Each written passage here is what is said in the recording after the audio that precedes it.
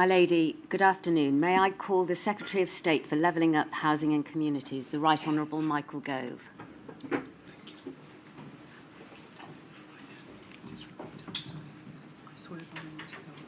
I swear by Almighty God that the evidence I shall give that the evidence I shall give shall be the truth, the whole truth, and nothing but the truth. and nothing but the truth. Secretary of State, thank you for the assistance that you've so far given to the inquiry. You have provided a witness statement, which is at 185354. And if we go to page 13, please.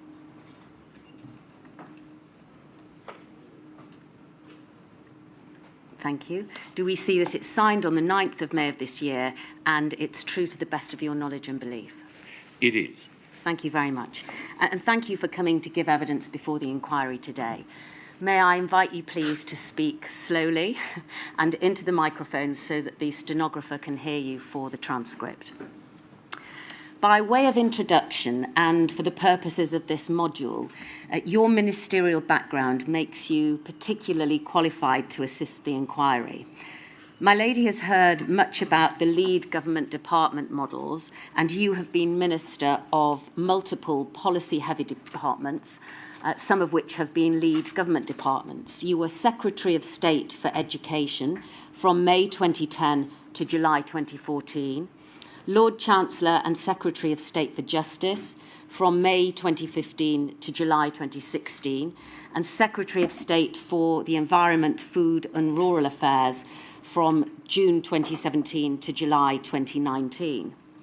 We have also examined the role of the Cabinet Office and the Civil Contingencies Secretariat and ministerial roles there, which hold the resilience brief. And you have been Chancellor of the Duchy of Lancaster from July 2019 to September 2021, and Minister for the Cabinet Office from February 2020 to September of 2021. We have also examined the role of the regional and local tier of government across the United Kingdom, but particularly the role of local resilience fora and the role of RED within the DLUC department. And you have been Secretary of State for Levelling Up Housing and Communities, firstly from September of 2021 until July of 2022, and then again from October of 2022 until the present date. And finally, we have looked at the extent of cooperation and engagement between the United Kingdom and the devolved administrations, and you have been Minister for Intergovernmental Relations from September of 2021 to July of 2022, and again from October of 2022 until the present day. I hope that that is all accurate. To the best of my knowledge, yes. Thank you. I'd like to begin, please, by asking you some questions about the preparation for a no-deal EU exit. And I want to take you through what the inquiry has heard as being pros and cons of that state of preparation so far as it affected pandemic preparation and resilience. I make it clear that we're not here to debate the political issue of whether or not the EU exit was right or wrong. But one of the positive aspects about which the inquiry has heard is the creation of the EXO and XS committees. Two committees at the heart of the EU exit work, the Exit Operations Cabinet Subcommittee and the Exit Strategy Committee. Secretary of State, you chaired the XO Cabinet Subcommittee. Tell us about it, please, and how it sat with the XS Committee. Thank you. The XO Committee was established shortly after Boris Johnson became Prime Minister. There was a widespread feeling, and one that I shared, that there had been insufficient focus and urgency in our preparation for EU exit overall, and specifically for a no-deal exit. The decision to adopt this particular committee structure, the advice that the Prime Minister received, came originally from Dominic Cummings. Dominic was, as I think is well known to this inquiry, a principal advisor to the Prime Minister at the time. XO was established to operate on a rhythm which meant that we met daily on weekdays and sometimes at weekends in order to superintend the activity of individual government departments and also our partners in local government, in the private sector and beyond, in order to make sure that contingency planning for all available risks associated with a no-deal Brexit could be bottomed out. XO met under my chairmanship. It had a cast of government ministers. One of the good things about it is there was continuity in that each government minister from each department with a responsibility for Brexit planning was a regular attender, not always the case with other cabinet committees. Yes. And also around the table in the Cabinet Office briefing room on terms of equality, ministers sat with officials and indeed individuals from government agencies and local government to horizon scan, plan and decide in real time what the steps were that were required to enhance preparedness. Before I ask you to explain how that sat with the Exit Strategy Committee, I'd just like to take you through the 10 benefits that you have set out in your witness statement in terms of the composition of the committee, how it met, when it met, and how that assisted in the achievements that it needed to reach. So you cite the following. First, that there was, as you have said, regular attendance of, second, nominated lead ministers rather than what you describe as a rotating cast list in some other committees. Third, that there was strong number 10 backing for the committee to ensure that decisions were enacted rapidly. And fourth, that the attendance at committee was prioritised. Fifth, that, as you have made reference to, it was a committee where officials and ministers worked together and sat together around the table. And sixth, that it was a dedicated and extremely able secretariat that supported the committee. Seventh, that decisions were written up in real time and circulated rapidly. And eighth, there was a daily rhythm to which you've made reference, which ensured that issues could continually be worked through. 8, that the meetings focused on taking decisions rather than open-ended discussions. And 9th, that the meetings took place at the Cobra facility, which 10th helped to lend a greater gravity, as you describe it, to the discussions. What do you mean, Secretary of State, when you said in your witness statement that it avoided the problem of the rotating cast list that happened in some other committees? There are many cabinet committees that meet and interministerial groups set up by successive prime ministers to address issues that involve a number of departments. Sometimes, too often, in fact, it is the case that the relevant Secretary of State will delegate attendance to a junior minister, and sometimes it will not be the same junior minister. I'm not referring to the natural churn of resignation and promotion, but even within a ministerial team, you will find that Minister A attends in January, Minister B in February, and Minister C in March. And that weakens accountability and responsiveness. One of the other strengths of the EXO committee was the strong number 10 backing that you say it had. Is there a suggestion that it is hard to prioritise work within government unless there is a consistent pushing from the centre? Yes. Government is asked and expected to do so much. In order to ensure that effective action is taken, there needs to be prioritisation. Strong secretaries of state can drive through change in their own departments, ably supported by excellent civil servants and junior ministers. But there are many issues which involve different departments working together. Individual departments can sometimes be jealous of their own turf and priorities. In order to have heads knocked together, there needs to be a knowledge that the centre, number 10, and those working alongside the Prime Minister want to see progress made. And was that achieved by the interconnection between the two committees, EXO and XS? Yes, and also by the attendance regularly at XO meetings of individuals from the number 10 team who were known to have the ear of the Prime Minister, and in addition, the secondment to the XO committee of some of the very best civil servants within the Cabinet Office. Within the civil service, people will know that even though someone may be not perhaps the most senior in the hierarchy, they're someone who commands respect for their ability to achieve change and to coordinate action. So the fact that we had civil servants like Jess Glover, Pamela Dow, and others working on the EXO committee was a clear sign that some of the creme de la creme in the Cabinet Office were committed to this project. And so far as the XS committee was concerned, was that routinely chaired by the Prime Minister? Yes. Now, as part of the documents which you have exhibited to your statement, we have been able to consider the report from the Cabinet Secretariat on EXO Lessons Learned, a review that took place in December of 2019.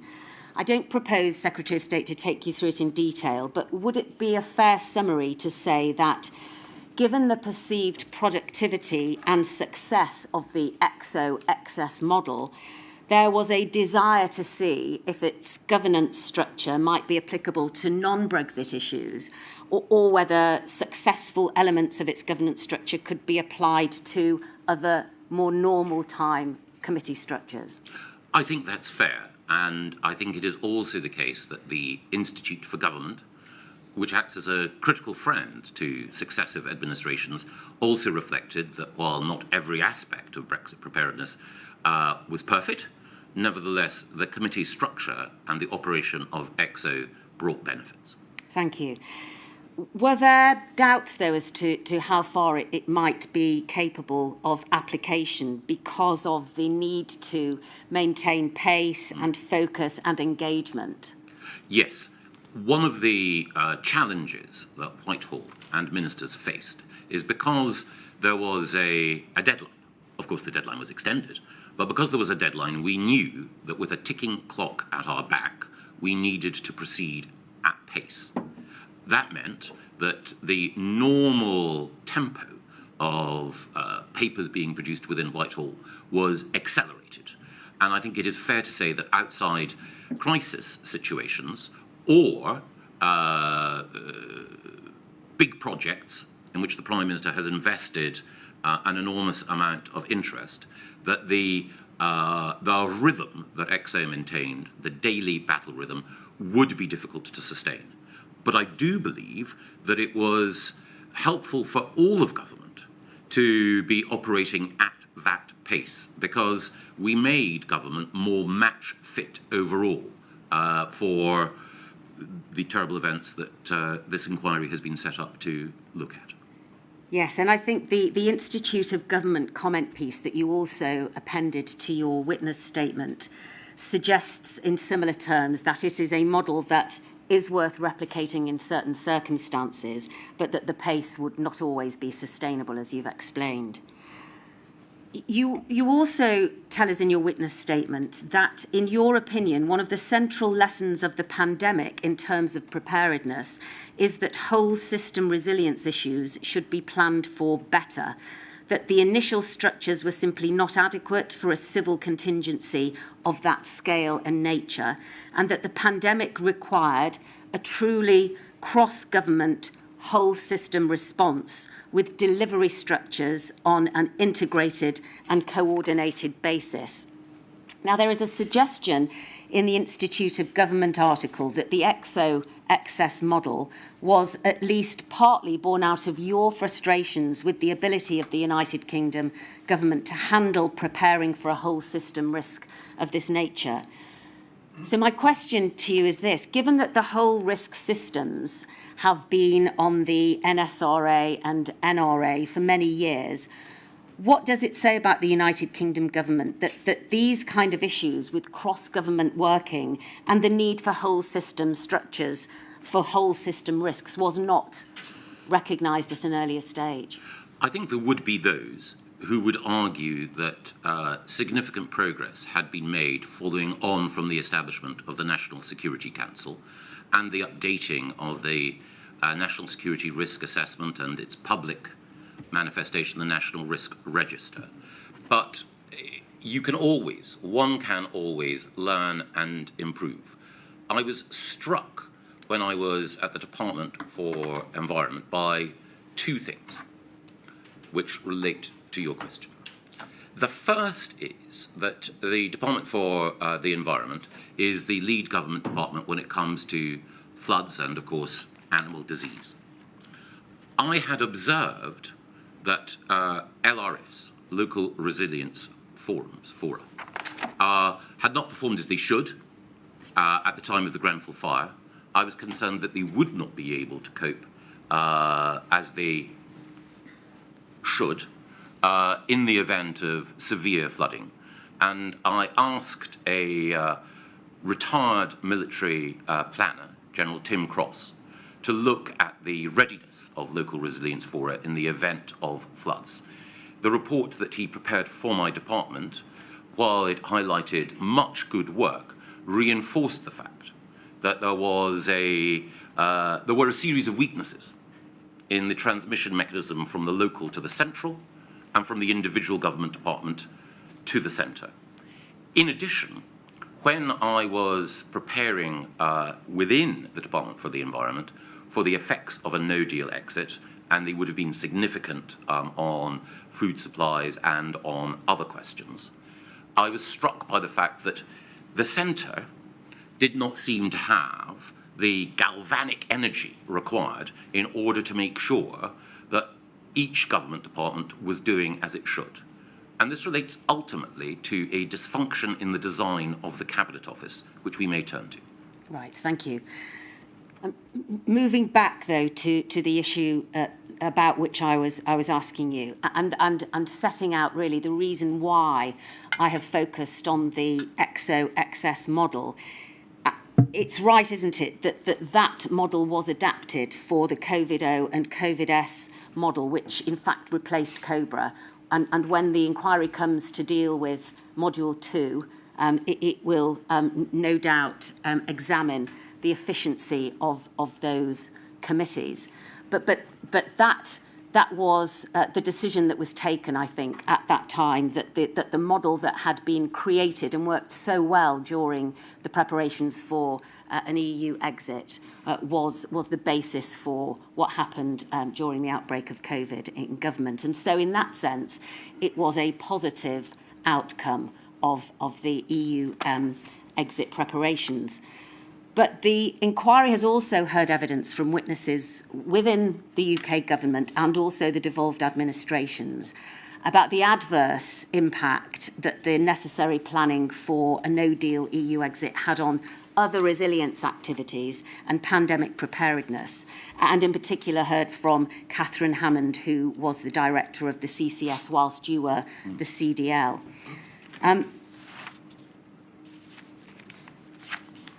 Do you accept that as a result of the necessity for workforce capacity to move over and deal with matters that were important in terms of the preparation for a no-deal EU exit, that had a detrimental effect on the preparation for pandemic planning?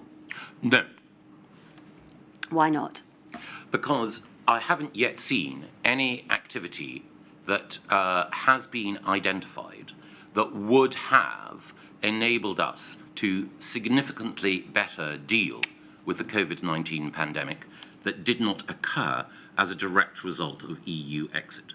Well, are you aware of Exercise Cygnus and the recommendations that came out of that, and the fact that the Pandemic Flu Readiness Board was created, was stood up in order to take forward the recommendations that came out of that exercise, but that board could not meet, and the work that it was expecting to do could not be carried out because of workforce capacity issues? I have. My understanding is that the work of that team was shared with the then Chancellor of the Duchy of Lancaster, David Liddington, in January of 2019.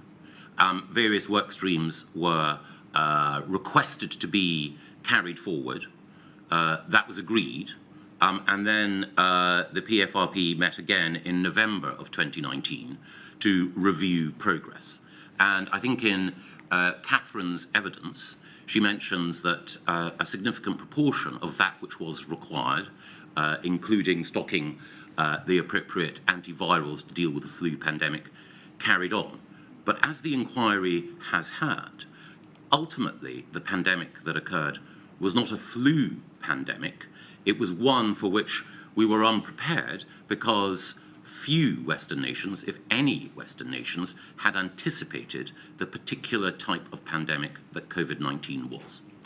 But the inquiry has also heard that certain aspects of the preparations within government for a pandemic influenza, and indeed the 2011 guidance, which was in the process of being updated, were capable of assisting in relation to the pandemic that hit, the pandemic of a coronavirus. And so wouldn't you accept that the stalling of the work on the updating of the guidance and the Pandemic Flu Readiness Board undoubtedly had an effect on the country's preparedness for the pandemic which hit? I don't think that can be proven. In Catherine's own evidence, she alludes, I think, to 3 areas where she feels that CCS, as the central coordinating secretariat, could have done better in the specific area of the pandemic. She talks about emergency funding, she talks about the work of the Department for Education, and then she talks about CCS's own readiness to adapt its structures to a pandemic response. I actually think, and I have an enormous regard for Catherine, that on the first, emergency funding, the speed with which HMT initiated the furlough programme and the COVID business intervention loan scheme shows that the Treasury was agile, and I can't imagine that it could have been much more so. I do think she has a fair point when it comes to the whole question of school closure, and we may touch on that.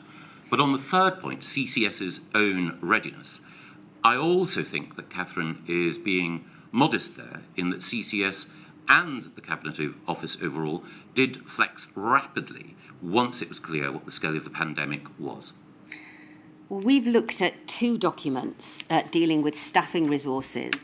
There's a lessons learned report from the Cabinet Office regarding Operation Yellowhammer, which we see at 183, please. And could we go, please, first of all, to paragraph 5 of page 5 and look at 5B, which tells us that staff resourcing was and remains a concern for January 2020 for the majority of departments, DAs, IGs, and the Central Secretariat, including the CCS. And could we now go to page 14, please, and look at paragraph 28A, which deals with the balancing of business as usual and Yellowhammer work. Thank you. In fact, can we go to paragraph D, please, instead? Thank you. Balancing of business as usual and Yellowhammer work. In YH2, just pausing there were 2 periods of time dealing with Yellowhammer, weren't there? And this is the second such period. A number of people divided their time between ongoing BAU work and YH work in the months and weeks leading up to the IOC. IOC being... What does the IOC mean in this context? I'm not entirely sure. All right, well, we'll find that out. It was my point that acronyms don't always assist communication. Oh, quite, my lady.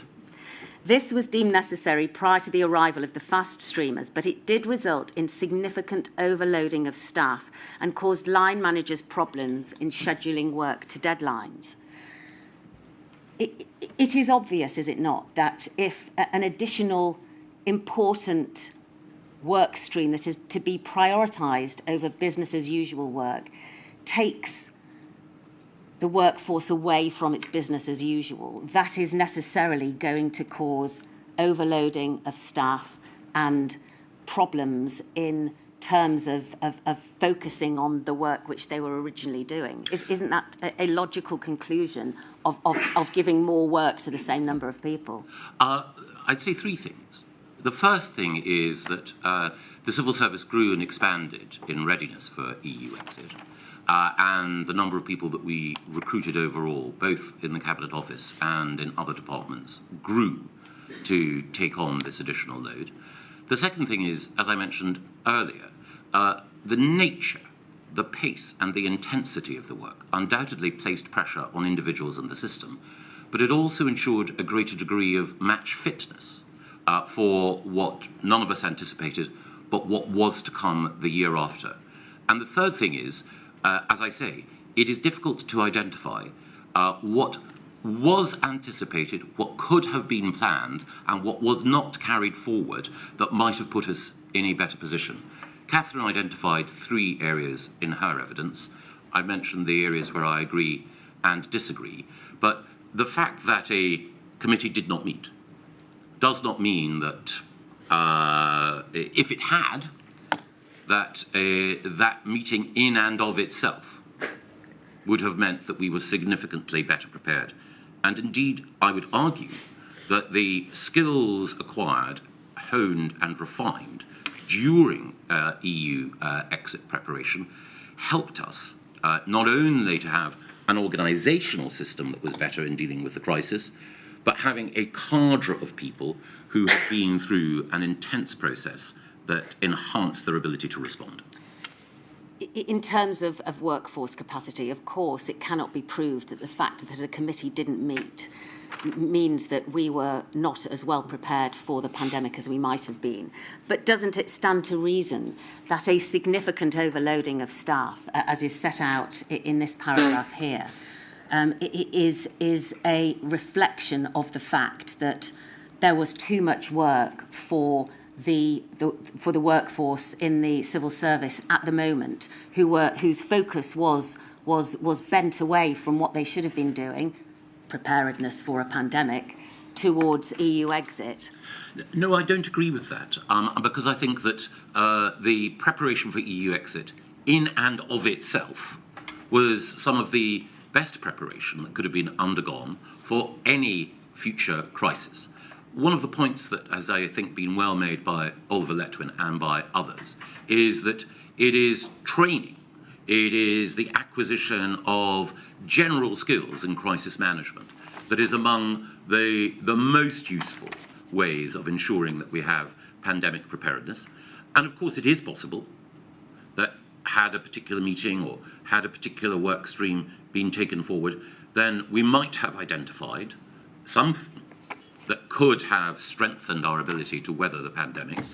But nowhere have I seen, I think outside one or two scholarly articles from John Hopkins and elsewhere, anyone who was suggesting that government should be orienting its work towards the particular type of pandemic that COVID was to become. All right. The inquiry has heard evidence that there is likely to be an increase in concurrent and cascading risks due to the ever more complex world in which we live. And you have set out in your witness statement why you do not think it appropriate for there to be a standing capacity ready to coordinate fully an emergency situation or a dedicated team of officials on hand to create the scale of intervention which lockdown or something akin to lockdown ultimately required. But what you suggest in the witness statement is that it's reasonable to expect the centre of government to have tried and tested plans in place by way of an alternative to a standing capacity. You've mentioned Sir Oliver Letwin. He gave evidence to my lady on the issue of the creation of a National Resilience Institute, which he suggested to my lady was certainly worth considering. What do you think about that suggestion? And would the creation of a Resilience Institute bringing with it its new architecture, a chair, a board, the work which it could be doing full time. Does that go any way to fitting the bill in terms of what we need going forwards for the additional challenges that lie ahead? I think, as is so often the case with Oliver, that it is a very good idea. I think it is necessary but not sufficient. Why not? Because more, I think, requires to be done. So in some of the work reviewing the fitness and appropriateness of our structures, including Oliver's own evidence, I think there is much that is good. I think that the notion that there should be a lead minister at cabinet level with responsibility for resilience, I don't think it should be a minister just for resilience. I can expand on that if required. But I think that that is appropriate.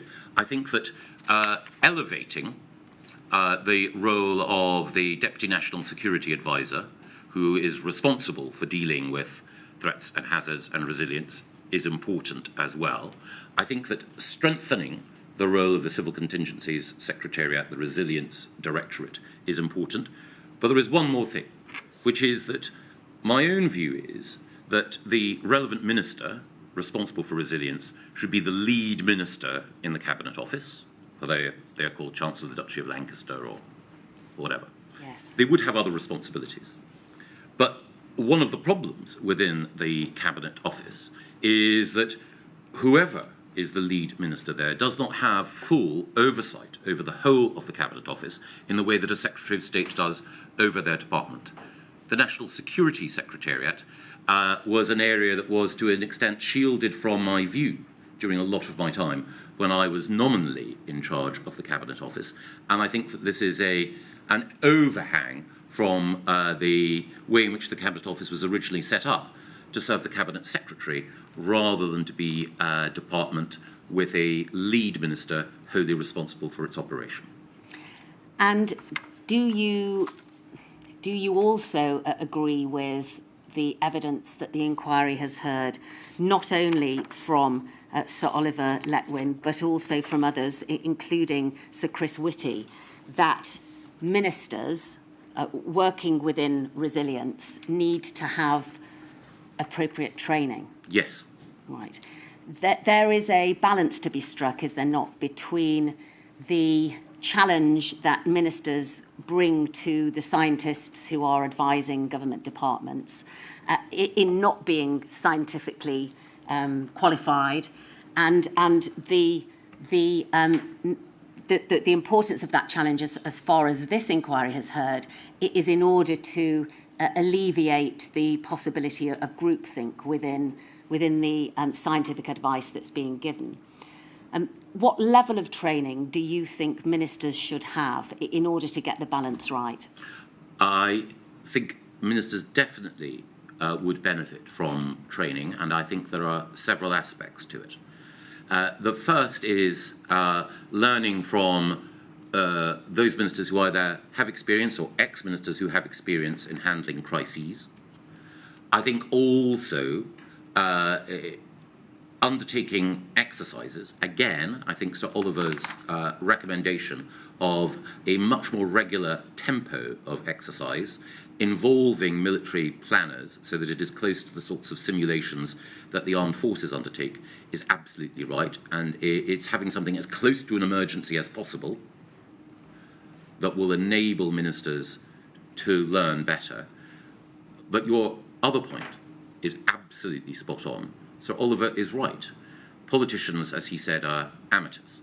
When we are engaging with professionals and experts, what we bring is not deep subject expertise, but what we bring is the capacity to ask the daft laddie question. And sometimes it is only when someone asks that question that we find out that the emperor has no clothes, or the pandemic preparedness plan has a huge hole in the middle. There needs, doesn't there, to be a level of understanding, though, within ministers as to what questions to ask. the way in which Sir Chris Whitty explained that conundrum to the inquiry was to say that in every emergency he's ever seen, there is a desperate need to get scientists in the room. But between emergencies, you have to kind of elbow your way in, is how he explained it. So does there need to be a standing capacity for the provision of scientific advice and a need perhaps through exercising or through other organised workshops for ministers to have and to keep having, in other words, so that that doesn't get stale, a level of understanding as to what sort of pathogens, pandemic situations or other scientific matters of risk are coming down the line? Yes, it would be a very rare person who had a level of knowledge which would mean that they would be omnicompetent in every emerging crisis. It would be rare to have someone who would simultaneously understand terrorist threats, cyber threats, pandemic threats, and the risks to critical national infrastructure. I think the only person I can think of who comes close to that is Oliver Letwin. And as I think David Cameron said, you can't clone Oliver. If only you had a government composed of Olivers, it would be a better world. But your basic point is absolutely right, that ministers, particularly if they have departmental responsibilities, do need to acquaint themselves with some of the scientific issues. And most recently, one science issue, a science risk and opportunity, the growth of artificial intelligence, has been discussed around the cabinet table with the government's chief scientific advisor, and ministers brought to that conversation a base level of knowledge enhanced by what Dame Angela was able to tell us. And finally, on this point, you raise in your witness statement the need for consistent challenge, for what you describe as red teaming. Yes. That's something which should always be present in any of the groups, be it scientific or governmental or a combination of both, that meet in relation to pandemic planning going forwards and also a nod to resilience. Yes, I do think that. And I think there is a danger in groupthink. There is also a danger, and again Oliver Letwin brought this out, that people within a civil service hierarchy or within a political culture will not wish to seem awkward. They will not wish to be the person questioning their superior in front of another. So having people who are charged explicitly with being awkward and thinking of what may be wrong in a particular case is useful. And I have found that in some of the departments in which I have worked, having a team within the department to do that is useful. So within within DLUP at the moment, we have a unit, a policy unit that is there both to complement but also to challenge the policy propositions that are put forward by others. The inquiry has heard that there are very few risks which don't require the involvement of more than one government department, especially as I've already made mention of the fact as we go forwards in time, there are more concurrent and cascading risks that are likely to occur. Taking that into account, is the lead government department system flawed? It has its flaws. There are obvious areas where the expertise and the personnel within the lead government department will be well equipped to deal with a particular situation. I mentioned flooding earlier. DEFRA, its relationship with LRFs and the Environment Agency and the expertise that it has means it is the natural lead government department. Sometimes the nature and scale of a flood will mean that there needs to be a MACA request, a request to the military to help the civil power, and you will need an armed forces minister or the Secretary of State for Defence there. Sometimes there will be local government or health ramifications, but essentially DEFRA is the logical lead department there. But as COVID-19 showed, DHSC, even though it had, I think, a very good Secretary of State and an excellent ministerial and official team, simply could not coordinate the scale of activity across government required. Similarly, while it is obviously the Home Office that has the expertise in dealing with terrorism, if, God forbid, there were to be another terrorist incident on UK soil, then I do not believe that the Home Office on its own would necessarily be able to play the role that an enhanced team in the Cabinet Office could provide. So is there one system which works for the situation that might be created by all risks, or does the lead government's department system have within it a suitable level of flex in order to be able to adapt to the situation? I think in the resilience framework that the government has just published, there's an acknowledgement that the lead government department model broadly works, which I think is right, as I hope I've explained, yes, but that there needs to be a strengthening of the centre. And I hope that one of the things that the inquiry will be able to help this government and future governments with is a better understanding of how that strengthened centre might operate. On a slightly different topic, but connected, I think, is the division of roles between various government departments in terms of preparedness and resilience. We know that the Department for Levelling Up Housing and Communities has within it the Resilience and Recovery Directorate, which was formerly known as the Resilience Emergencies Division, and the connection that that has with local government, which we'll come on to speak about in a moment. But the inquiry also knows and understands that the CCS sits within the Cabinet Office. And indeed, connected is the Department of Digital Culture, Media and Sport, which has within it the civil society and youth system, which touches upon the voluntary sector. If all of these different groups and bodies are necessarily part of planning and resilience, should they all sit within the same government department? Yes. Right, and how would that be achieved? By what is known as a machinery of government change. It is the case that from time to time, areas which are the responsibility of one government department move to another. So it might be the case that the handling of or policy on privacy and freedom of information might move from the Ministry of Justice to the Cabinet Office, depending. My view is that RED should move from DLUC to the Cabinet Office, and RED developed, as the inquiry has heard, following the abolition of government offices of the regions. Yes.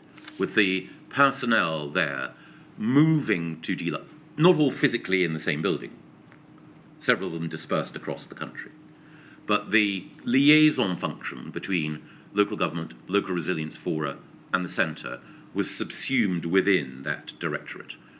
My view is, while the people leading it are excellent and the people working in it are very good, that it is logical for that to go into the Cabinet Office. And again, I reflected, and I hope that this isn't outside the scope of Module 1, early in the onset of the pandemic, when I was briefed by CCS on what my responsibilities might be as the lead Cabinet Office Minister at the time, CCS placed a special emphasis on dealing with excess deaths, because that was an area that other government departments didn't deal with, but they did. But there was less emphasis in that conversation on the need for the type of coordination which I believe only a central department like the Cabinet Office can lead. And are there plans within government to effect that change? Discussions are ongoing. All right. Moving on then to talk about local government and the connection, as you've set out, between the local resilience fora and the government associations going up to central government.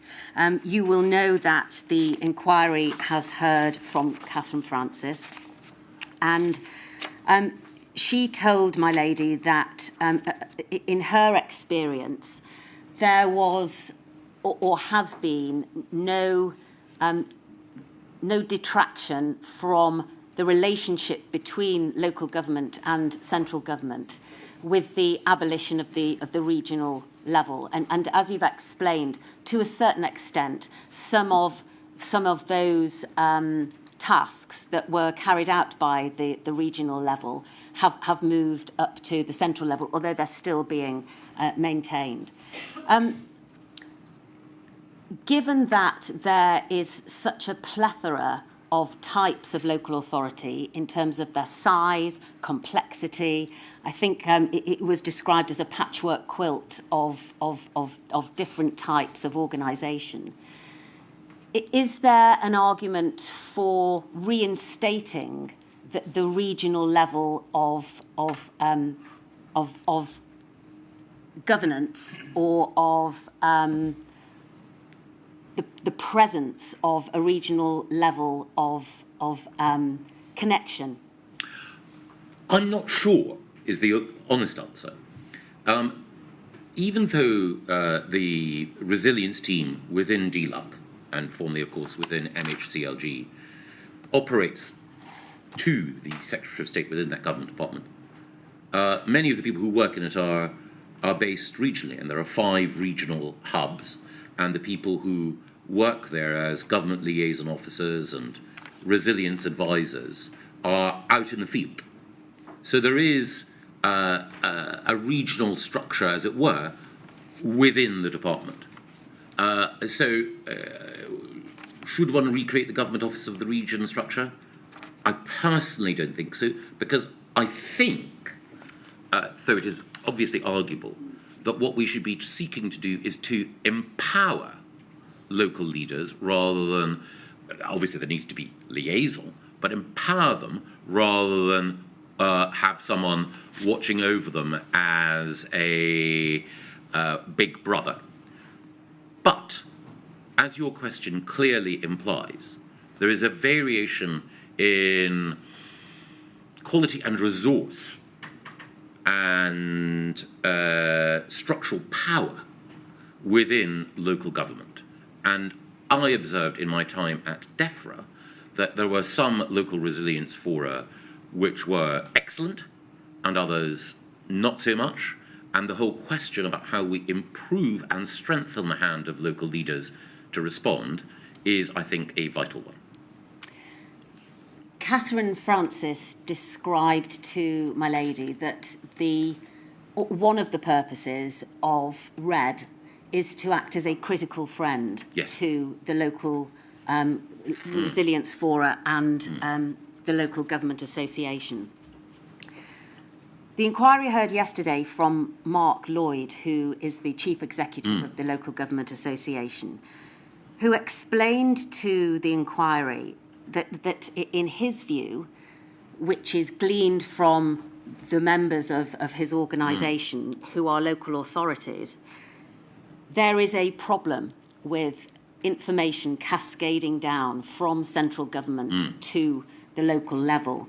And by way of an example, or examples, he told my lady that it took the launch of judicial review proceedings for the exercise Cygnus report to be published, despite the fact that 6 years earlier, when the exercise had taken place, local resilience fora had been involved in the exercise.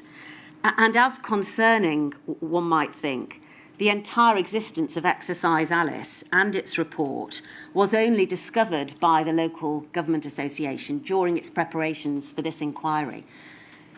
Do those examples show that there perhaps is a difficulty in central government acting with secrecy and not as the critical friend that has been described? Yes, is the short answer. I'll expand a little. I have found in government that DLUC, or its predecessor department, MHCLG, is a good friend of local government, but not every arm of government, and I think this is true across administrations, Conservative, Coalition and Labour, has been as open, trusting and collaborative with local government as it should be. I think that is part of politics. But change has come. And in the resilience framework that Oliver Dowden has published, it is clear that we will share information more effectively, that we will use platforms like Resilience Direct in order to ensure that the whole resilience community, as it were, is involved in these conversations. I would add two other things briefly. The first is that the people who lead local resilience fora will tend to be uniformed officers, principally from the police or the fire and rescue service, and sometimes elected councillors and officials within local government will feel that even at a local level, there isn't always the sharing of information that there should be, never mind between local and national. Yes. A wider sharing of information is in everyone's interests. And then the second thing is, in terms of the role of critical friend, I think, again, as the inquiry has heard, improving the quality of training matters.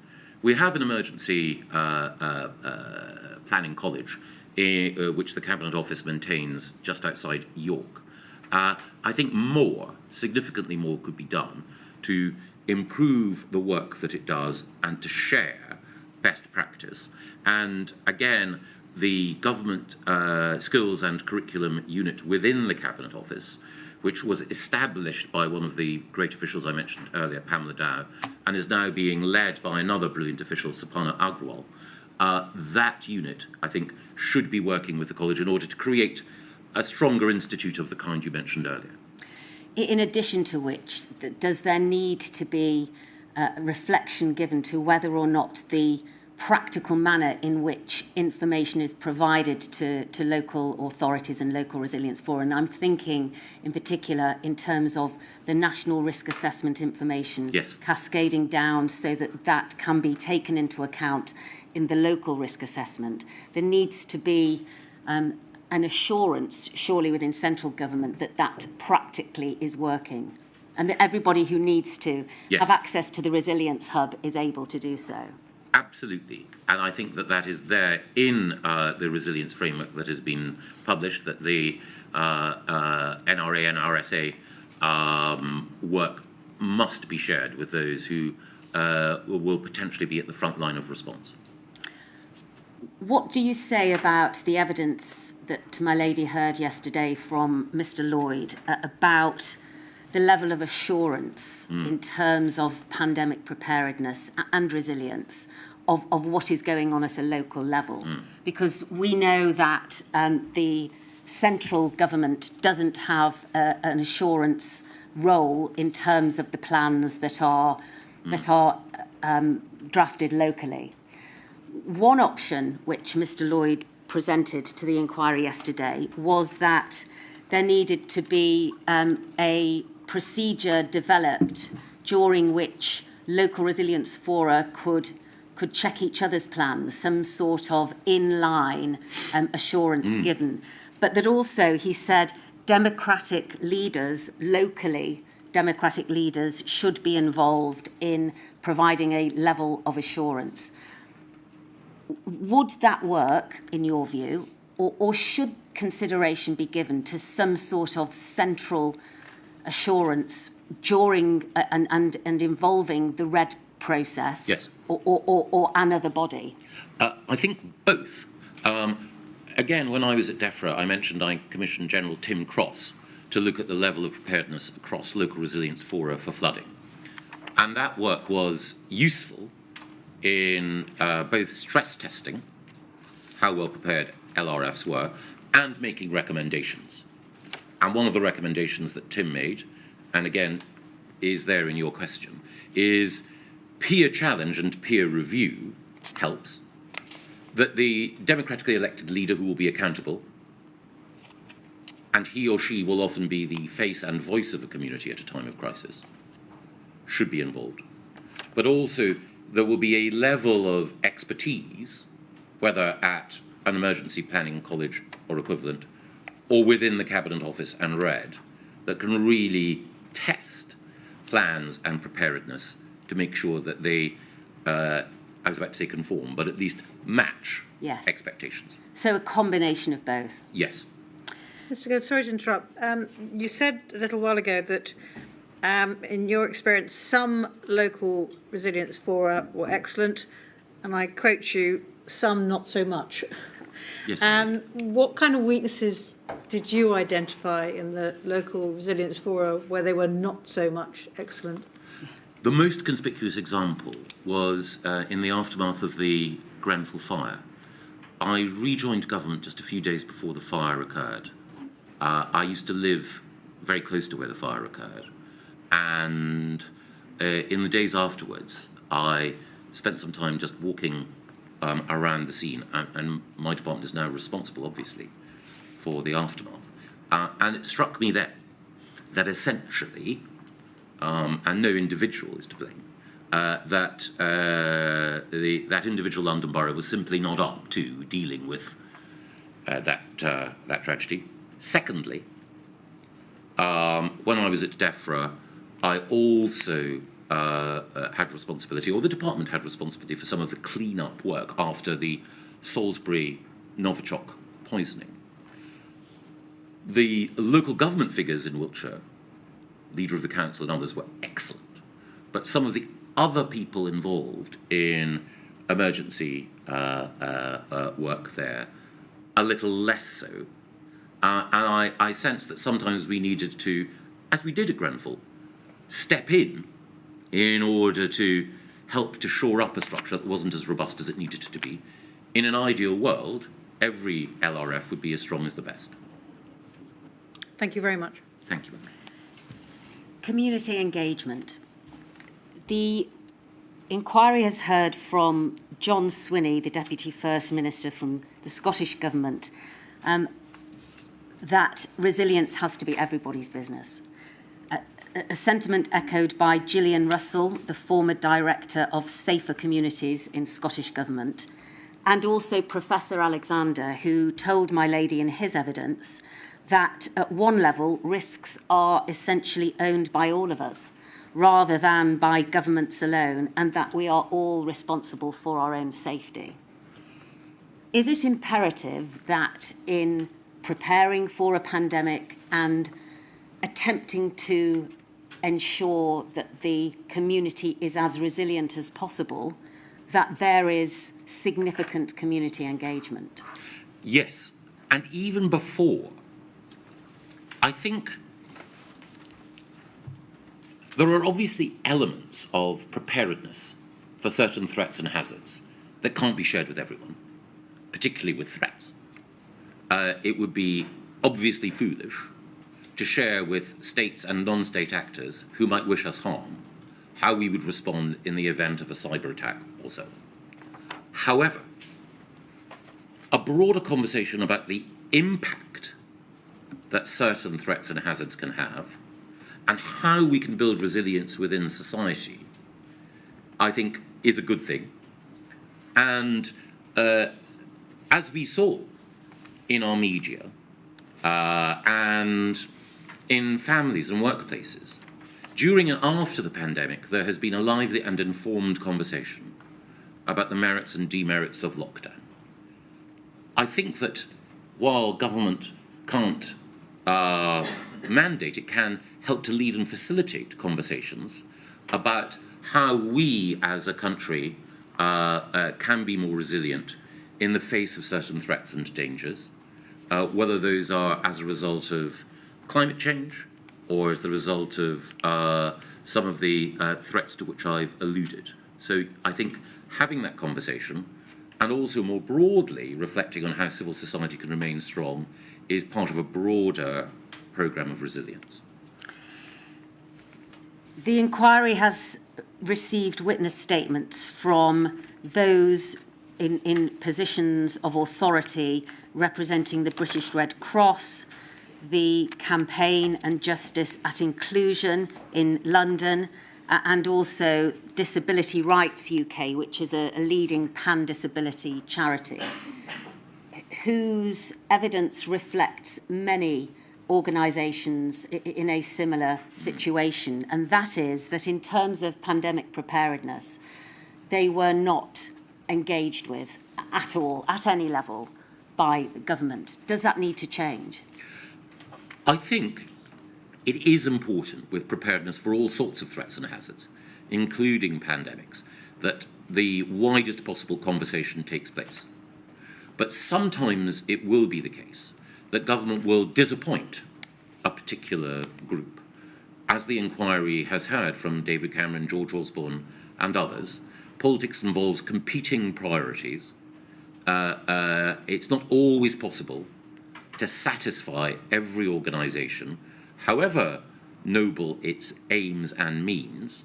It's not always possible to provide them with the list of policy changes or resource allocation for which they press. But it is important to have as many people as possible involved in conversations about risk, so that we can hear from voices which, as your question implies, have sometimes been marginalised and overlooked, and who represent groups that were, of course, hit particularly hard by COVID-19. It's important, isn't it, for those who, as you acknowledge, might be the most affected Yes. by a pandemic, for the government to understand the ways in which that might happen and therefore might be avoided. And it isn't difficult for the government to reach out to, particularly to those who represent a great deal of people who are vulnerable, both in terms of general levels of vulnerability and health inequalities. Absolutely. But I think it is important when we have these conversations that while groups that advocate for those who are living with vulnerabilities should be heard and should be respected, that we also make sure that the conversation is not exclusively one in which pressure groups take the lead, but wider society has its voices heard. A brief point. We discovered during the pandemic, medical experts would have known beforehand, that one of the greatest vulnerabilities, one of the likeliest comorbidities, was for those people who were living with obesity. And I think that a broader conversation about public health and the diet that we have and the pressures that that creates is one which no single group, I think, has a monopoly of wisdom on. Are you able to assist the inquiry by telling my lady what plans are afoot in terms of a greater level of cooperation with and consultation with these sorts of groups? In my view, government has to ensure, and this inquiry helps, that we are in conversation with those in local government who are elected leaders from a variety of parties and traditions, and that we are also in conversation with groups that represent the marginalised and those who are vulnerable. And in my own department, the levelling up component involves me and my ministers and officials spending as much time as possible hearing from those people who are economically more vulnerable and socioeconomically more disadvantaged. And when it comes in particular to one of my other areas of responsibility, housing, what has struck me, not just because of the pandemic, but because of other factors, is that many of those who suffered most in the pandemic were living in overcrowded housing conditions or poor housing conditions, and the quality of housing, particularly but not exclusively in the socially rented sector, has been an issue that has been underplayed, and we've made it our mission to ensure that the voices of tenants, particularly in the socially rented sector, are amplified when it comes to policy making. Are you confident that the ties between those organisations representing as they do the most vulnerable and those with health inequalities are tight enough, or could more be done? More can always be done. I do not wish to make it seem trite, but I think health inequalities are some of the most striking inequalities within our society. But our society has a number of levels or layers of inequality. Again, in my work on levelling up, it's striking that while there is an enormous amount to celebrate about our country, that regional inequality, geographical inequality is quite marked, and health inequalities are also geographically very striking. And the point has been well made that the difference in life expectancy between Kensington and Chelsea and Blackpool, or even Glasgow, is something that no country can contemplate with equanimity. You tell us in your witness statement that as the pandemic took hold and you became involved in meetings specific to the government response, that it appeared that the assumption had been that behaviours such as lockdown would not be viable for more than a brief period. Yes. And you will know that the inquiry has heard from Matt Hancock, who talked about flawed assumptions being in place, which affected the way in which planning went forwards.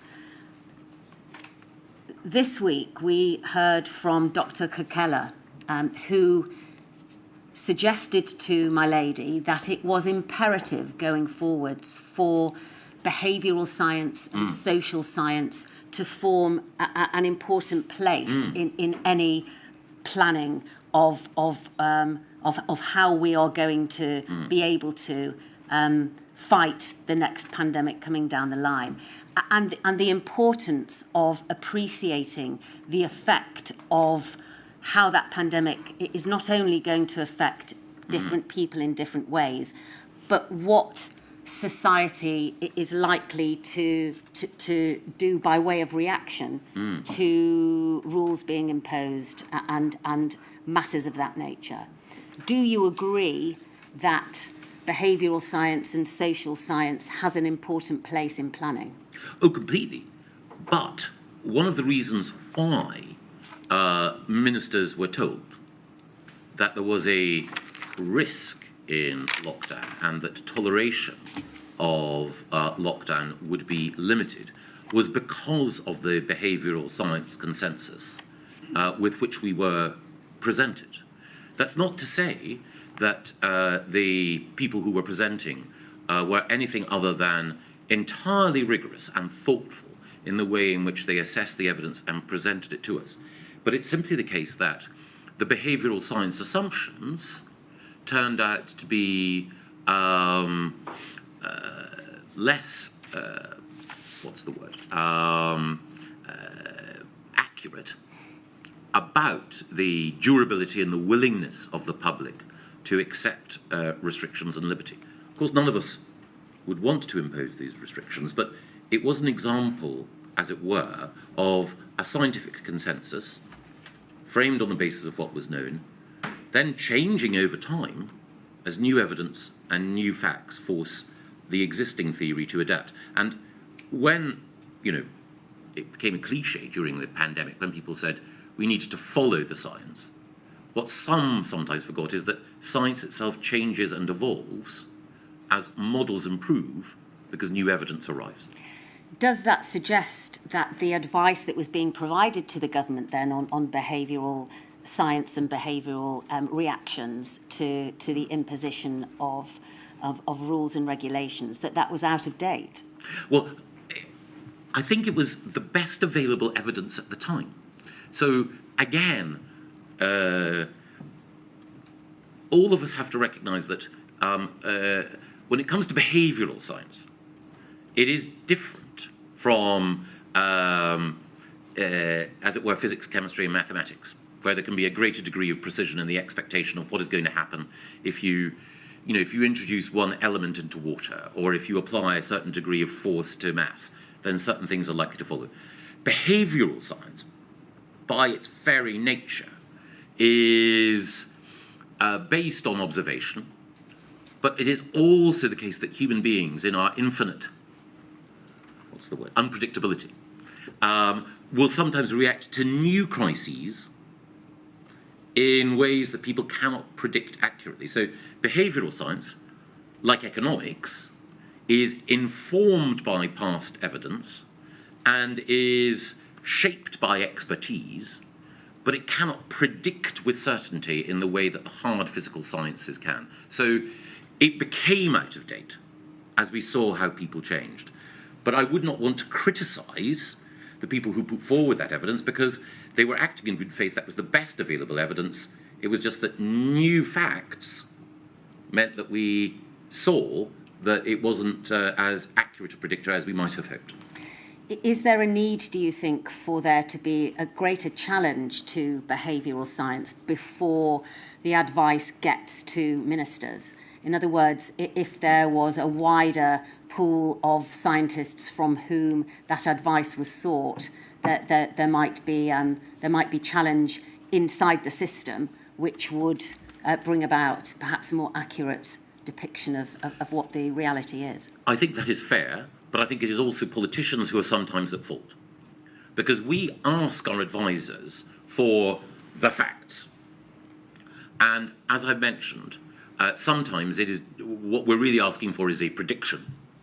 And expert advisors can offer their best advice. We seek certainty, but it's often elusive. And it would be better if politicians and decision makers were to say, tell me about the debate.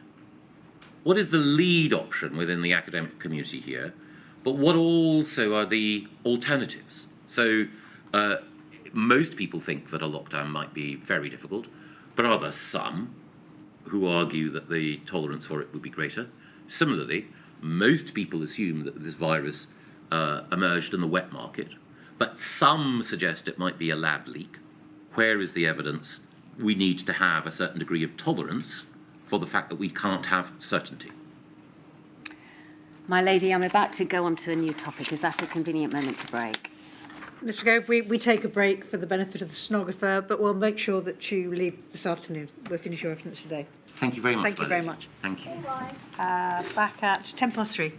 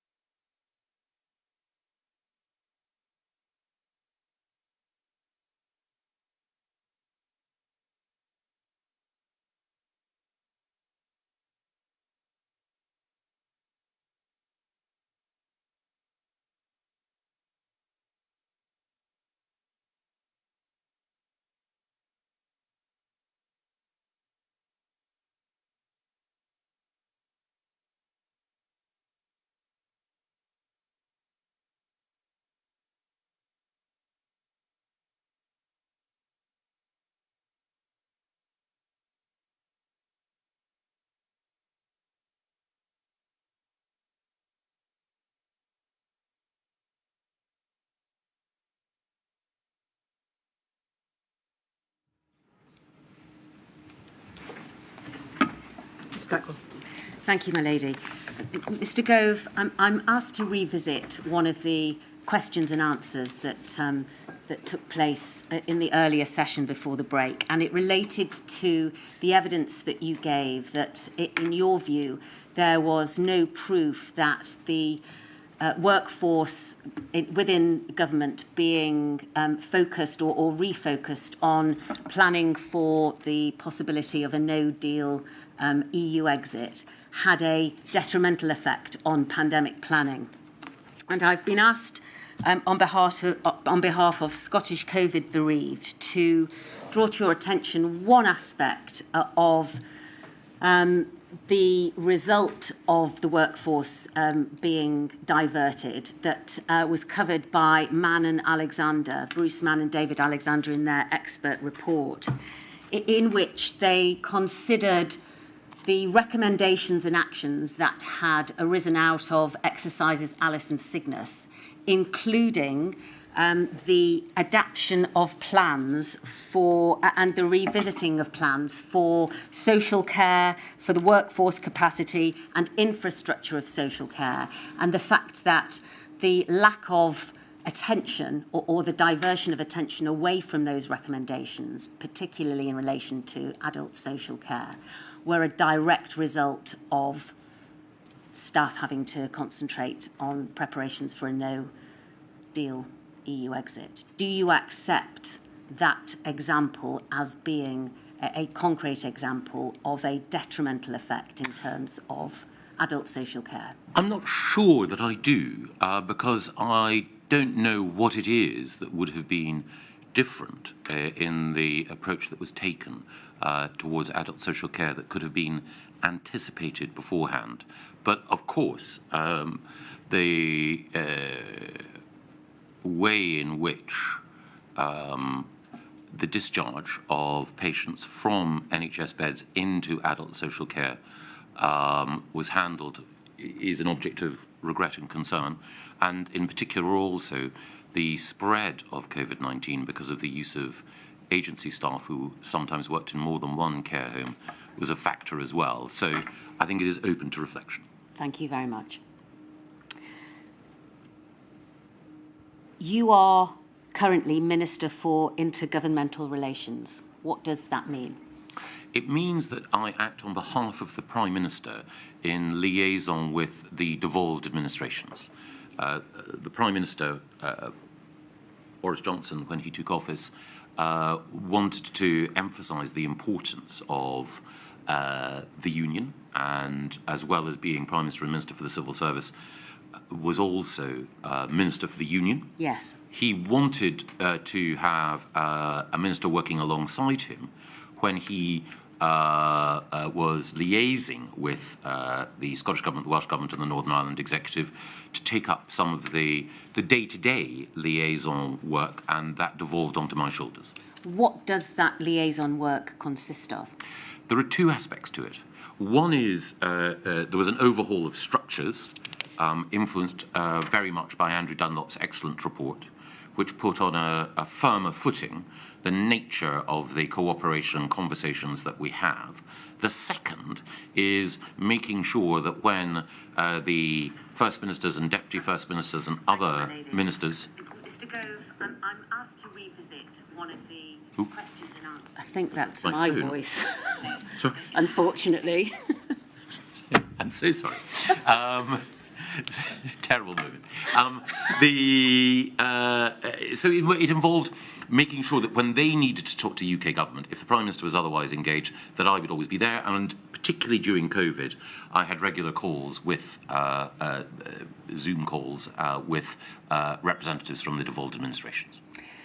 John Swinney, Deputy First Minister from the Scottish Government, has told the inquiry that at one point in the run-up to COVID, and as the four nations were attempting to do their best to work together, that the relationship between the administrations, particularly in terms of Whitehall and Scotland, were pretty poor. Is that something that you recognise?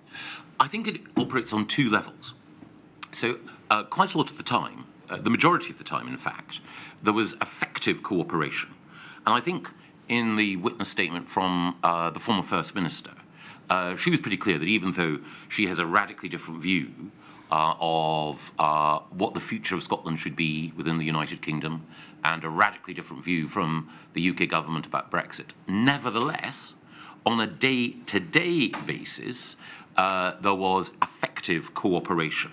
And that was my experience.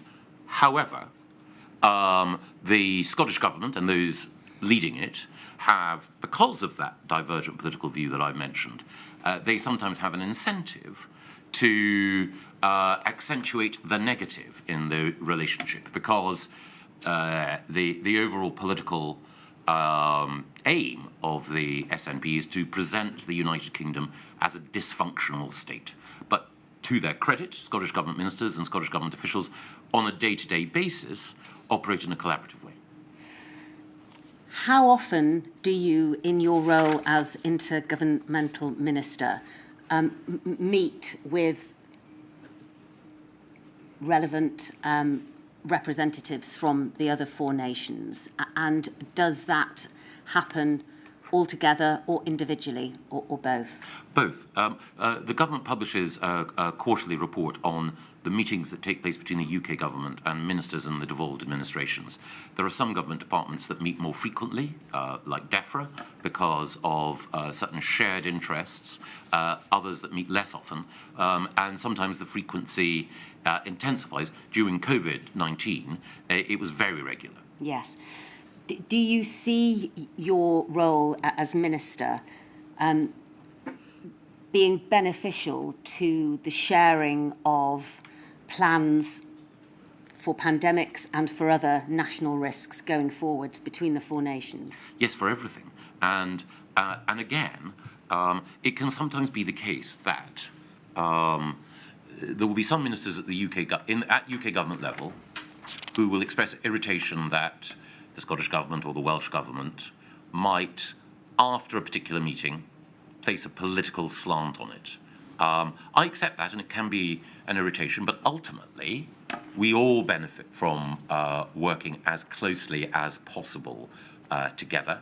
And I believe that while there have been ups and downs in the relationship, that it is important to see and talk to colleagues in the devolved administrations as often as possible. In the situation that is currently persisting in Northern Ireland, the breakdown of the power sharing agreement and the lack of ministerial oversight, how do you keep contact with Northern Ireland? Is there somebody in the absence of a minister there with whom you will share your concerns and reflections? Yes.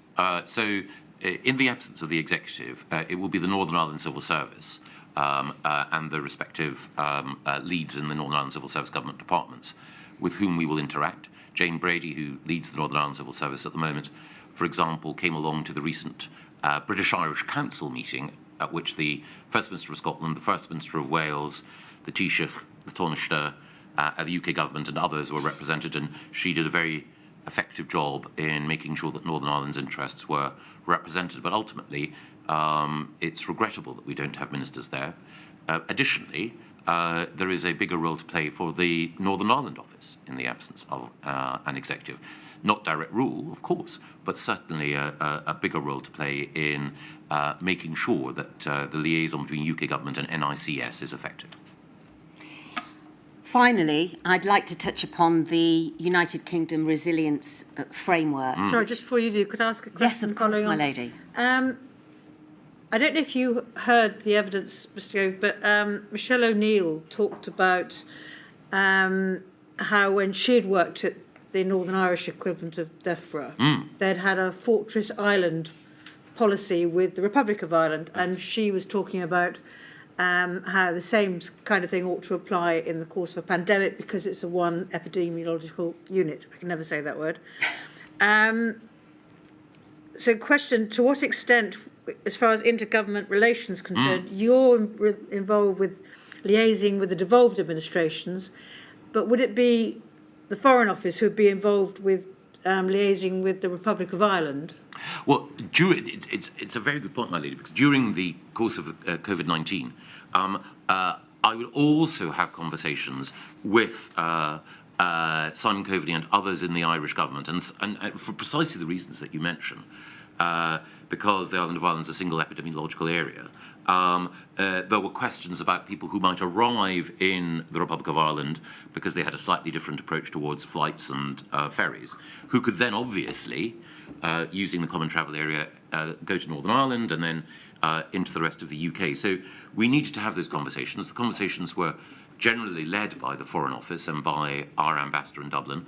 It was also the case that there are very good relations between our Cabinet Secretary, whoever he or she is, and their equivalent in the Irish government. So it operates on several layers, but the FCDO is the lead department. Thank you.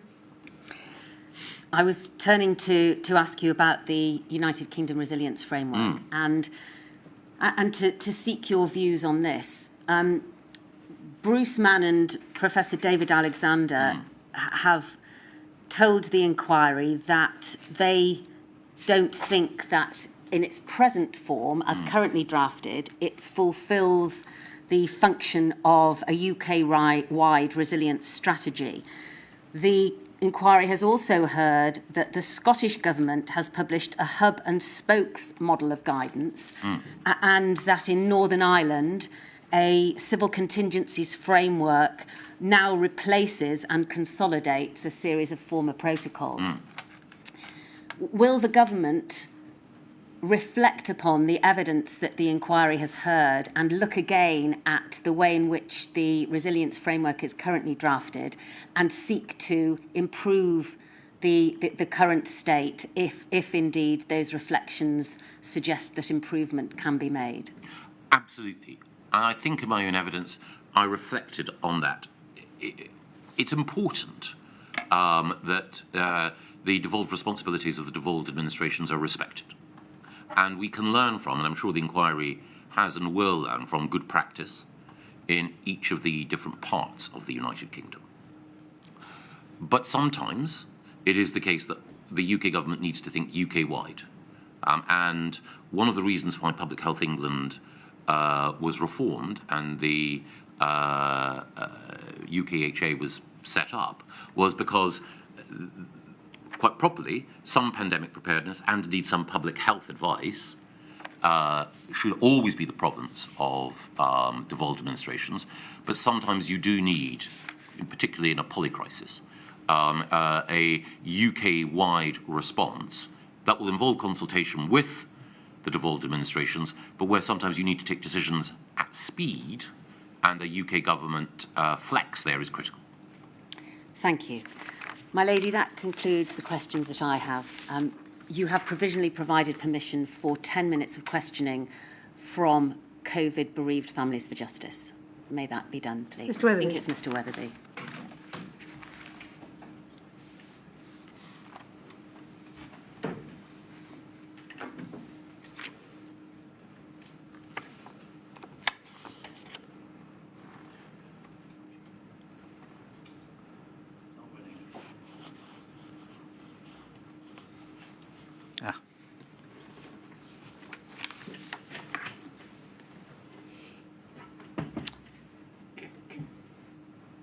Mr. Gove, I ask questions on behalf of COVID-bereaved Families for Justice UK, which represents the interests of many families from across the UK. And I've got permission just on a discrete area, so not many questions from me, you'll be pleased to hear, but relating to the interplay between no-deal planning and its effect on the response to COVID.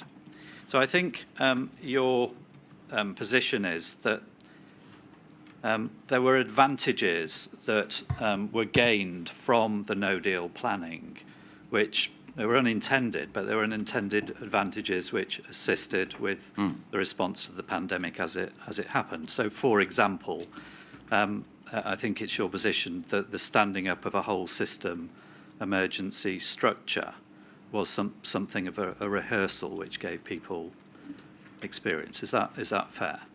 Yes, it is fair. Now, would you also agree, though, that the planning for no deal identified a number of systemic weaknesses which were as likely to arise in the event that the UK was affected by another type of civil emergency? And obviously, we're looking at pandemics here, but which hadn't been previously identified in that sense. Would you agree with that proposition? Yes, I think that preparation for any significant challenge of that kind will stress test systems and will expose some weaknesses within those systems. Government is a project of continuous improvement, so it is undoubtedly the case that some areas for improvement will have been identified. Yeah, they're pretty big areas, some of them. I just want to advert to a couple of them. Did you hear Mr. Hancock's evidence? I heard some of it and read all of it. Okay, that's helpful. I don't need to put it on screen then, but I'll just read to you a short passage from Mr. Hancock. For the record, day 10, page 64. And he said this, the work done for a no-deal Brexit on supply chains for medicines was the difference between running out of medicines in the peak of the pandemic and not running out. We came extremely close, within hours, of running out of medicines for intensive care during the pandemic. It wasn't widely reported at the time, and I think the only reason that we didn't run out is because of the work that Steve Oldfield and his team did, which they did during 2019 in preparation for a no-deal Brexit, but became extremely useful in saving lives during the pandemic. At the point at which the pandemic struck, because of the no-deal Brexit work, we knew more about the pharmaceutical supply chain in the UK than at any time in history, and we had relationships with the pharmaceutical suppliers and the data to know exactly who had what available and where. And the extent of that information was the difference between running out and not running out of drugs in intensive care in the pandemic. Do you agree with that, first of all? I don't disagree with it. It certainly chimes with my recollection, yes. Yeah. So a major unintended advantage coming from the no-deal preparation. But the corollary of that is that it highlights that before that, the pandemic planning hadn't identified this key problem. Yes, I think that both the preparation for a no-deal Brexit and the pandemic itself reinforced the fact that not just with medicines, but with many other medical goods and items of medical equipment, that the nature of our supply chains in a globalized world, and I know it's something of a cliche, was such that they were fragile, and we were reliant on as other countries were, the just-in-time delivery of commodities from some countries and actors that at a moment of crisis would not necessarily be reliable. Yeah, so without the happen chance of another near-miss civil emergency, the no-deal Brexit, arising, then we would have gone into the pandemic in a very vulnerable position with respect to vital drugs and, as you follow on, other medical devices. Yes, and I think that, I hope it's not taking things too far, but obviously one of the issues of concern during the pandemic was the availability of PPE. Well, I'm coming on to that, if I may. Please. Sorry to cut across you. No, not at all.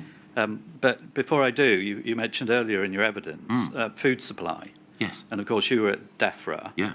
And the lack of knowledge of food supply chains was something that was identified with DEFRA around 2018 as part of the no-deal preparations. So again, something which may well have turned out to be highly pertinent in a pandemic situation. Again, something that hadn't been spotted before the happen chance of the no-deal situation arising. I think that is a perfectly legitimate conclusion. I take one step back, which is that overall, and this is a critical question of resilience, overall, one of the lessons of the pandemic is that if you are reliant on just-in-time supply chains, Yes. and if you're reliant on a very integrated network of suppliers, some of whom, if they come under stress, might fall over, Yes. that has an impact on resilience. And there's a trade-off between the efficiency that globalization has brought and the resilience of what might either be called reshoring or friend-shoring. Okay, but that raises the issue, doesn't it? That there may well be a clear economic advantages of last-minute supply chains, but in terms of planning for potentially catastrophic events, we had the nearest of misses, according to Mr. Hancock, in terms of medicines, and so that was headed off at the pass, if you like, by the happen chance of no deal planning. In terms of food supply chains, again, we'll no doubt look at this later on in another module, but perhaps the same position wasn't quite so acute in the response with food supply chains, but it might well have been. But then you raised PPE. So PPE doesn't really arise with no deal preparations. So here we have a systemic problem, and it's not spotted by the happen chance of something else, and things turn out to be not so great, again because of last-minute supply chains. Yes, and I think that's true, and I think it was true for most Western democracies. PPE was in many cases sourced either from countries in the Middle East or the Far East, not all of whom are necessarily reliable democratic partners. And it was the case, I think, that, for example, in Germany, doctors protested outside the Bundestag because of the lack of PPE, and there was a strain here. So I think, again, to be fair to Matt Hancock and his team, as part of pandemic flu preparedness, there were PPE stockpiles. Yeah, we're going to deal with that later, but my point here is in terms of supply chains and the fact that fortuitously in some areas, another near-miss problem led to them being averted with COVID, but in other areas it didn't, because it didn't arise. I think that's right, isn't it? I think that's a legitimate point. Yes. Okay. Just finally, in terms of looking back at the Brexit readiness, there was a report in December 2019 from the Brexit Readiness Unit of the Cabinet Secretariat. I think you'll be familiar with that report. So I probably don't need to go to it, but I can if we need to. Now, just for the record, it's INQ 000149081, and at paragraphs 5 and 6, it highlights that there were a variety of issues regarding borders, and in paragraph 6, what would turn regional sector support. So there were challenges of the flow of people and goods, security, trade, problems related to strategy, policy, planning, contingency, and operational management. And reference was made to political direction and accountability, and a confusion of coordination roles, and the inefficient use of data, all relating to borders. Now, I stress that this was related to the Brexit preparedness or the no-deal preparedness. But the issue of borders is, again, something that needed to be planned for pandemics. So some of those issues may well have overlapped with pandemics as well. And again, these are issues that are only arising through no deal. Is that right?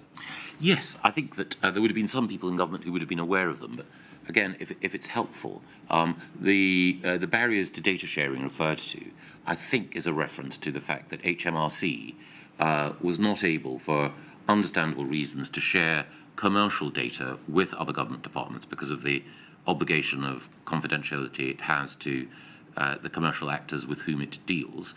I found that frustrating, but I can understand why it's a policy factor. More broadly, one of the issues is there was no single government department in the lead for border issues. So when it came to the sanitary and phytosanitary checks that food required, then DEFRA was in the lead.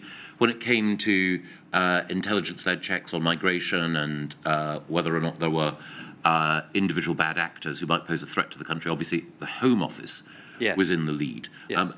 Again, the point that I would make is that, of course, when you have the sort of challenge that no deal planning required, you can often find that there are parts of government or parts of the operation of government that can be strengthened and were, but it is never the case that any government can anticipate all of the weaknesses within its operation. The point being, I mean, the conclusion at paragraph 5 is that, quote, these must be resolved quickly. And here we are in December of 2019, just about on the cusp of COVID occurring. Yes. And no doubt some of these wouldn't be related to the pandemic, but some of these issues would overlap with it.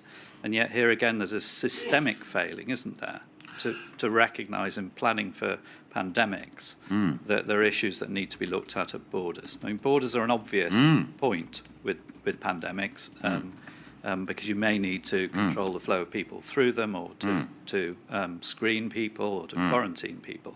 So again, a systemic weakness in the pandemic planning. Yes. Yeah. Well, I put it slightly differently, which is that no matter how much thought might have been given to some of the lessons learned from no deal planning, there was a broader question as well, which the Health Secretary alluded to, which is that our approach towards pandemic flu planning was that, and that of many other countries, was that it was almost impossible to so control our borders as to prevent the disease spreading. It was about the mitigation of the disease once it was here. With respect, that's a slightly different point. Indeed. As it turned out, we know that the control of borders or issues relating to borders were relevant. Oh, they absolutely were. But I think a failure. But I think for the inquiry, again, it's not for me to say, but I do think that for the inquiry, one of the interesting questions, and again, I think Matt Hancock mentioned this, is he outlined what one might call the Hancock Doctrine, which is that rather than simply dealing with the consequences of a pandemic, one should seek to prevent it arriving in the first place. Yes. And I think that that is a lively debate, and I have a lot of sympathy with the position he put forward. And if that's the way forward, then getting the border situation and the coordination of people and all the matters I've just been through is absolutely key, and therefore was a systemic failure at the time. Well, it was there are live counterexamples of countries that closed their borders, New Zealand being the most prominent. And again, I'm sure the inquiry will want to look at what the strengths and weaknesses of that approach were, because again, lockdown and border closure inevitably impose economic and social costs, even as they can be very powerful tools in preventing or slowing the spread of a disease. So having the option was essential. Now, finally, what was referred to in this report as regional and sector support, which is AKA business and economic support. Yes. And the same point arises here, doesn't it? That here were issues spotted with respect to no deal, a whole system civil emergency, where there was a realisation, certainly in the no deal planning, and here in the report just before the COVID strikes, that with such a whole system civil emergency, there may well be a need for proper economic support, both to businesses and furlough and other stuff. And again, a systemic failure to look at that at all in terms of pandemic planning. Yes? I don't think there was a failure at all. I think the point that was made here was, again, there was a tension between the Treasury, which wanted to make sure that it was aware of what the differential impact on certain sectors might be of a no-deal Brexit. Certain sectors would have been more exposed, others much more resilient. And the individual government departments that hoped that they might be able to appeal to the Treasury for support for their particular sector, whatever it might be. Yeah. But if we look at the pandemic, I think one of the things that was striking is the speed with which the Treasury was able to provide support. And as George Osborne pointed out in his evidence, that was a consequence of two things. One, the relative fiscal strength that the government had as a result of the decisions he took. I mean, I think with respect, you're moving on to what actually happened in the response. Sure. No doubt the inquiry will come back to that. And no doubt it will be arguable about the position that Mr. Osborne adverted to. But here what I'm focusing on is that here's an identification that there hasn't been the thinking put into how you stand up quickly business and economic support more generally. And it's a systemic failure, isn't it, in respect of pandemic planning, that hadn't been thought of at all. I'm not sure that's the case. And I think that one would have to look at what the Treasury had prepared in the event of requiring rapid economic support for certain sectors, because the Treasury, as a department, tends to play its cards very close to its chest. All right, no doubt we'll do that. Thank you very much. Thank you. My lady, that completes Mr. Gove's evidence and indeed the evidence for today.